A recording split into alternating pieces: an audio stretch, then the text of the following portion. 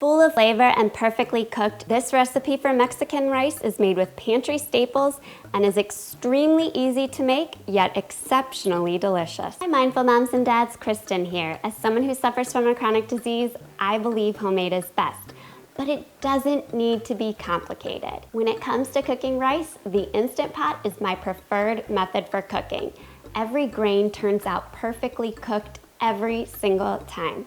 And while plain rice is a staple at my house, I love to make spiced rice, or what's known as Spanish rice or Mexican rice. So let's put on our kitchen capes and make perfectly spiced, perfectly cooked rice. The first thing you want to do is hit saute on your Instant Pot and just let that heat up for a minute or two. Once heated, add in 1 tablespoon of olive oil, or you can use canola oil. Then I'm adding in 1 small minced onion. I'm also adding in 1 finely minced jalapeno. Now the jalapeno adds a lot of flavor, but I've removed all the seeds so that it doesn't add a lot of spice. If you prefer things really on the mild side, you want to use half a small jalapeno or even omit altogether. To the onion and jalapeno, I'm adding in 2 cloves of minced garlic, and then we're gonna saute that for just a couple minutes until our onion begins to soften, but our garlic doesn't start to burn. Now we're gonna turn our Instant Pot off, and then we're gonna add in 2 cups of vegetable broth or chicken broth, and then we're gonna scrape up any brown bits that may have formed on the bottom of our inner pot. We don't want a burn notice. And now for the seasoning, I'm adding in 1/2 teaspoon of kosher salt, 1 teaspoon of chili powder, 1/2 teaspoon of cumin, 1 teaspoon of paprika, and 1/4 teaspoon of dried oregano. Give that a stir to incorporate through the liquid, and then it's time to add our rice. You can use long grain white rice or long grain brown rice. Today I'm using brown rice, and because I have 2 cups of stock in my Instant Pot, I'm gonna use 2 cups of rice. We want a 1-to-1 ratio when we're cooking rice in our Instant Pot.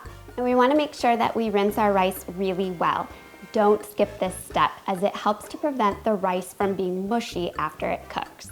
Add your rice to the Instant Pot, and then gently push the rice down into the liquid so that each grain is submerged in the broth. I'm gonna add 2/3 a cup of tomato sauce on top of the rice. Don't stir that in. Now pop your lid on your Instant Pot. Make sure the vent knob is sealed. And now to cook our rice. If you're cooking white rice, you wanna cook for 3 minutes on high pressure. If you're making brown rice, you wanna cook for 22 minutes on high pressure. It's best to manually adjust your time, not hit the rice button, because your Instant Pot doesn't know what kind of rice you're cooking. Once the cooking time has elapsed, let the pressure release naturally for at least 15 minutes. To do a quick release of pressure would result in really mushy, starchy rice.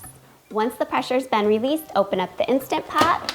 Use a fork to fluff up the rice and to mix in the tomato sauce into the rice. If desired, you can add in a tablespoon of butter for richness, or finish with the juice of a fresh lime for an acidic kick. This rice is so good for so many things. It makes a great base for burrito bowls or as a side dish for tacos, or my favorite way to enjoy it is served up with a side of refried beans. I can make a meal out of these 2 side dishes. And I'm gonna share with you how to make Instant Pot refried beans up in my next video. I'll see you there.